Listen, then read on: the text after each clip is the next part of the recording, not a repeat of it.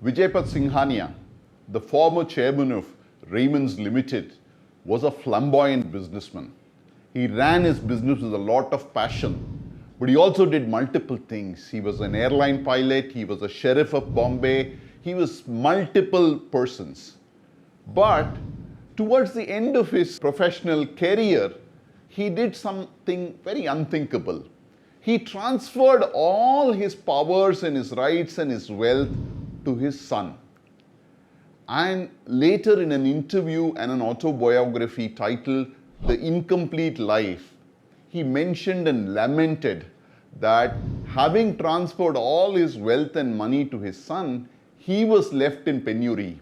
Yes, my friend, Vijaypat Singhania moved from being one of the richest men in the country to being among the poor, thanks to the fact that he gifted all his wealth to his children or his son.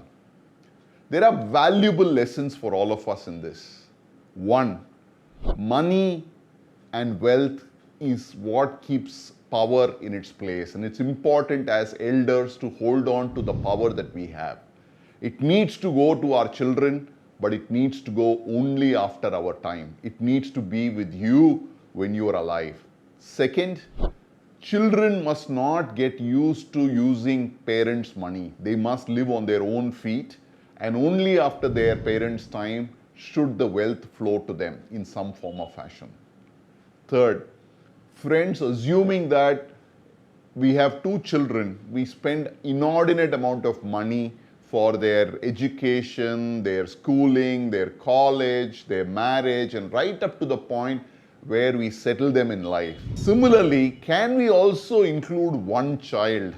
Similarly, where we are investing money into equity-based investments. It can be stocks, it can be mutual fund, but what we are spending for the other two children, the same amount of money can be set aside on this third child called equity investments. The idea being is that if you did this consistently and kept that investment growing over a 25-year period, what will happen is at the end of that period, even if the first two children get busy with their life and don't have time or money for you, the third child is available to fund your old age needs.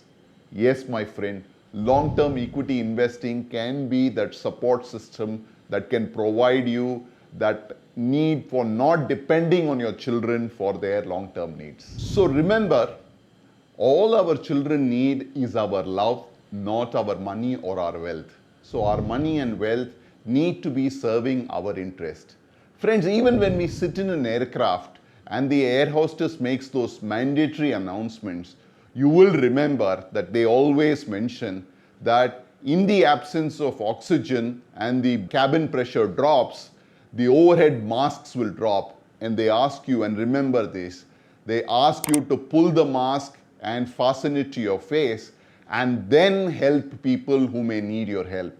They always insist that you help yourself first before you can help others.